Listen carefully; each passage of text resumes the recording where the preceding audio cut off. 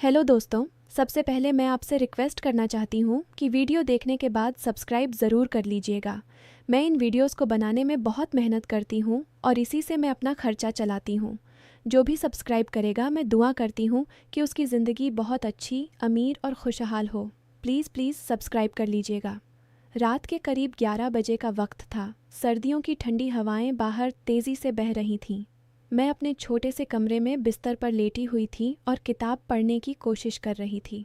अचानक घर के मुख्य दरवाजे पर ज़ोरदार दस्तक हुई। पहले तो मैंने सोचा शायद कोई पड़ोसी होगा, लेकिन इतनी रात गए कौन आ सकता है। मैंने किताब रख दी और धीरे से उठकर दरवाजे की तरफ बढ़ी। दिल में हल्का सा डर था, लेकिन मैंने हिम्मत करके पूछा, कौन है? बाहर से कोई जवाब नहीं आया। मैंने दरवाजे की झिर्री से झांका, लेकिन अंधेरे में कुछ नज़र नहीं आया। मैं वापस लौटने लगी, तभी फिर से दस्तक हुई, इस बार और तेज़। मेरी सांसें तेज़ हो गईं।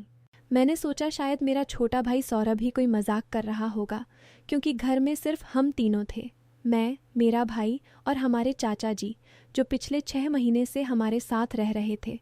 मैंने दरवाज़ा खोला और बाहर झांका। ठंडी हवा का झोंका चेहरा छू गया, लेकिन वहाँ कोई नहीं था। मैंने दरवाज़ा बंद किया और वापस अपने कमरे में आ गई, लेकिन मन में एक अजीब सी बेचैनी थी। मैं बिस्तर पर लेट गई और सोने की कोशिश करने लगी।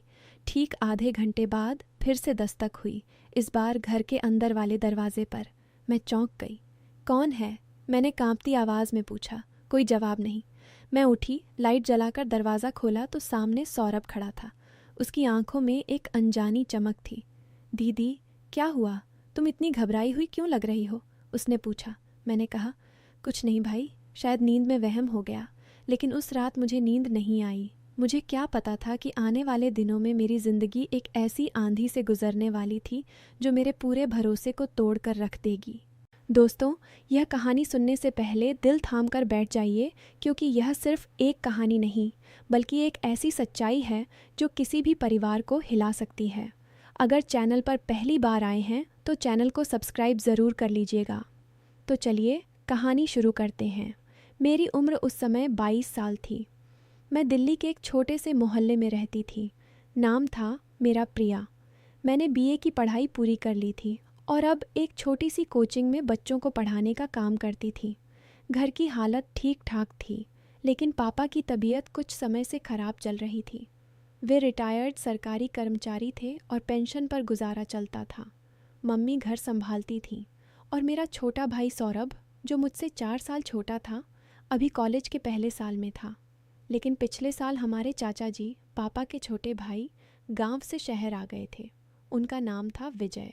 वे कहते थे कि गांव में खेती का काम मुश्किल हो गया है, इसलिए यहाँ आकर कोई छोटा सा बिजनेस शुरू करेंगे।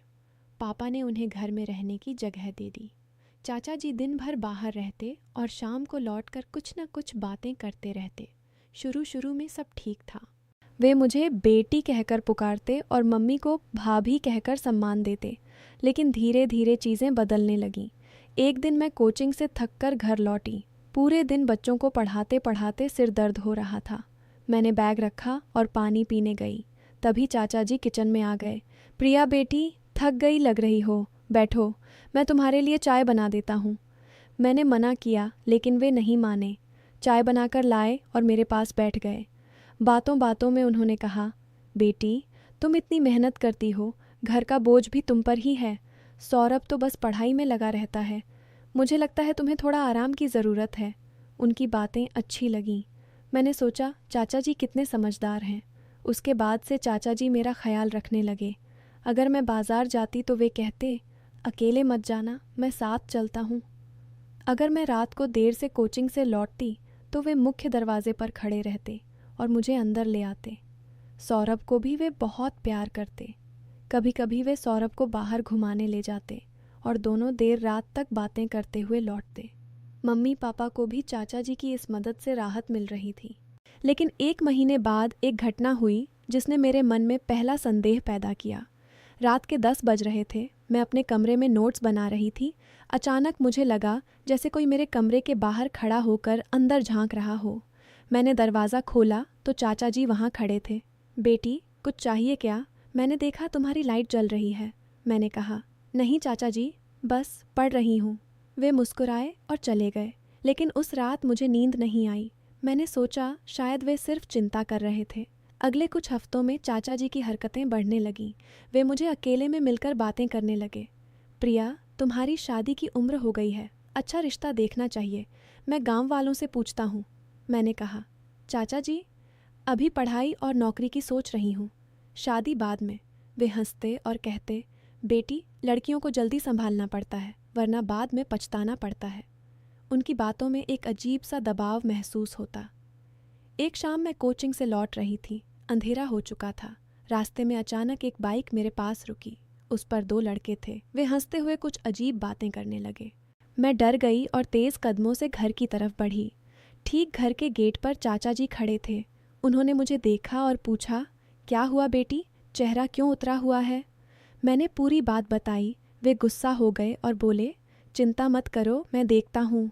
अगले दिन उन्होंने मुझे बताया कि उन्होंने उन लड़कों को डांट दिया है। मैंने उन्हें धन्यवाद दिया, लेकिन मन में एक सवाल उठा, वे इतनी रात तक बाहर कैसे खड़े थे? धीरे धीरे चाचा जी घर के फैसलों में दखल देने लगे।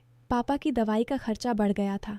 चाचा जी ने कहा, भैया चिंता मत करो, मैं कुछ पैसे लगा सकता हूँ, एक छोटा सा बिजनेस आइडिया है। उन्होंने पापा को समझाया कि वे पुराने दोस्तों से मिलकर एक छोटी सी दुकान शुरू करेंगे। पापा मान गए। चाचा जी दिन भर बाहर रहते और शाम को कुछ नोटों के बंडल लेकर आते। वे कहते, देखो भैया, काम चल रहा है। लेकिन मुझे एक बात अजीब लगी। वे कभी कभी फ़ोन पर चुपके से बातें करते और मुझे देखकर बात बदल देते। एक रात मैं बाथरूम से निकली तो चाचा जी मोबाइल पर किसी से बात कर रहे थे। उन्होंने कहा, हाँ, लड़की अच्छी है, घर में विश्वास है, जल्दी बात पक्की कर लेंगे। मैंने सोचा शायद वे मेरी शादी की बात कर रहे हों, लेकिन उनकी आवाज़ में कुछ ऐसा था जो मुझे अच्छा नहीं लगा। उसके बाद से मैंने ध्यान रखना शुरू कर दिया। एक दिन सौरभ स्कूल से लौटा तो बहुत खुश था। दीदी, चाचा जी ने मुझे नया मोबाइल दिला दिया है, बोले तुम पढ़ाई अच्छे से करो। मैं हैरान रह गई। चाचा जी के पास इतने पैसे कहाँ से आए? जब मैंने पूछा तो वे बोले, बेटी, गांव में ज़मीन बेची थी, कुछ पैसे मिले थे, भतीजे के लिए तो खर्च कर ही सकता हूँ। लेकिन मुझे यकीन नहीं हुआ। रात को मैं सो नहीं पा रही थी। मैंने सोचा कि चाचा जी के कमरे में जाकर देखूं, लेकिन डर लग रहा था। तभी मुझे उनके कमरे से हल्की फुसफुसाहट सुनाई दी। मैं धीरे से उनके दरवाजे के पास गई। वे किसी से फ़ोन पर बात कर रहे थे। हाँ भाई, प्रिया का रिश्ता पक्का कर रहा हूँ। लड़का अच्छा है, लेकिन पहले कुछ पैसे का इंतज़ाम कर लो, घर वाले मान जाएंगे। मेरे पैरों तले ज़मीन खिसक गई। वे मेरी शादी की आड़ में कुछ और तो नहीं कर रहे? अगले दिन मैंने मम्मी से बात की। मम्मी, चाचा जी मेरी शादी की बात कर रहे हैं, लेकिन मुझे अभी नहीं करनी। मम्मी ने कहा, बेटी, वे तुम्हारा भला सोच रहे हैं, तुम चिंता मत करो। लेकिन मेरी चिंता बढ़ती जा रही थी। एक शाम चाचा जी ने घर पर कुछ मेहमान बुलाए। वे 3-4 आदमी थे, उम्र में चाचा जी से बड़े। वे लाउंज में बैठे बातें कर रहे थे। मैं चाय बना रही थी। जब मैं ट्रे लेकर गई तो उनमें से एक ने मुझे घूर कर देखा और मुस्कुराते हुए कहा, विजय, तुम्हारी भतीजी तो बहुत समझदार लग रही है। चाचा जी हंसे और बोले, हाँ, बहुत अच्छी है। मुझे बहुत अजीब लगा। मैंने ट्रे रखी और तुरंत कमरे में चली गई। उस रात मुझे फिर से नींद नहीं आई। मैंने फैसला किया कि अब सच जानना ज़रूरी है। मैंने अपने मोबाइल पर एक छोटा सा रिकॉर्डिंग ऐप सेट किया और चाचा जी के कमरे के पास रख दिया, लेकिन छुपा कर। अगले दिन जब वे बाहर गए तो मैंने रिकॉर्डिंग सुनी। जो कुछ मैंने सुना उससे मेरी रूह कांप गई। चाचा जी किसी से कह रहे थे, हाँ, घर में विश्वास है, प्रिया को मैं धीरे धीरे तैयार कर रहा हूँ। पहले तो उसे लगेगा कि मैं उसका ख्याल रख रहा हूँ, फिर जब समय आएगा तो रिश्ता पक्का कर देंगे, लेकिन पैसे पहले मिलने चाहिए। लड़के वाले 10 लाख देने को तैयार हैं। मेरे आंसू बहने लगे। वे मेरी शादी नहीं बल्कि मुझे किसी को बेचने की योजना बना रहे थे। सारा प्यार, सारा ख्याल रखना सब झूठ था।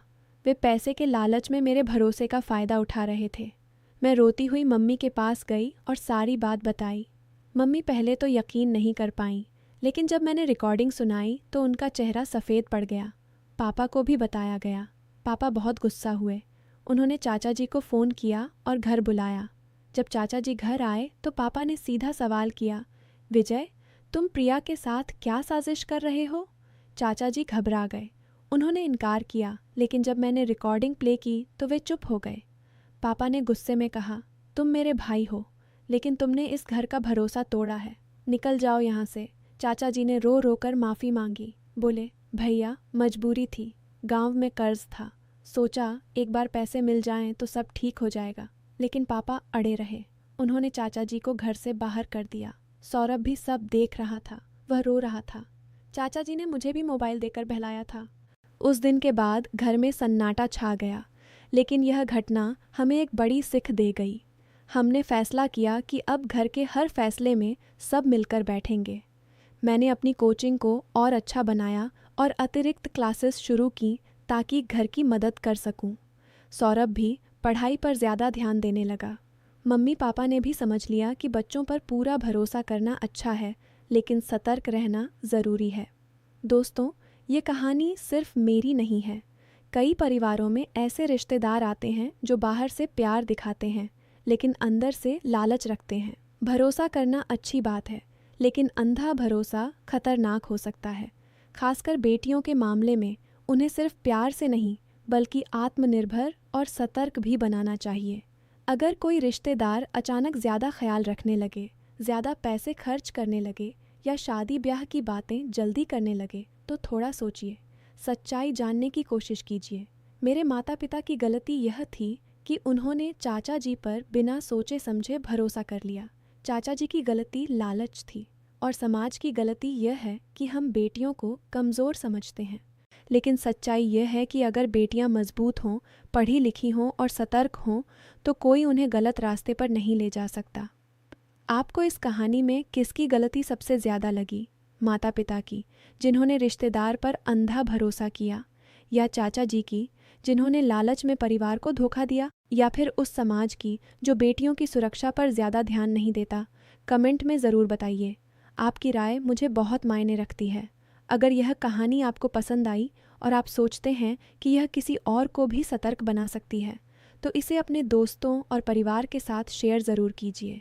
ऐसी कहानियाँ सिर्फ मनोरंजन के लिए नहीं, बल्कि हमें जागरूक बनाने के लिए भी होती हैं। अगर आप ऐसी और सच्ची, भावुक और सीख देने वाली कहानियाँ सुनना चाहते हैं, तो चैनल को सब्सक्राइब कर लीजिए और बेल आइकन दबाना न भूलिए, ताकि हर नई कहानी आपको समय पर मिल सके। कल फिर मिलते हैं एक नई कहानी के साथ, जो शायद आपके दिल को छू जाए और दिमाग को सोचने पर मजबूर कर दे। धन्यवाद। कुल शब्द संख्या लगभग 3780 शब्द।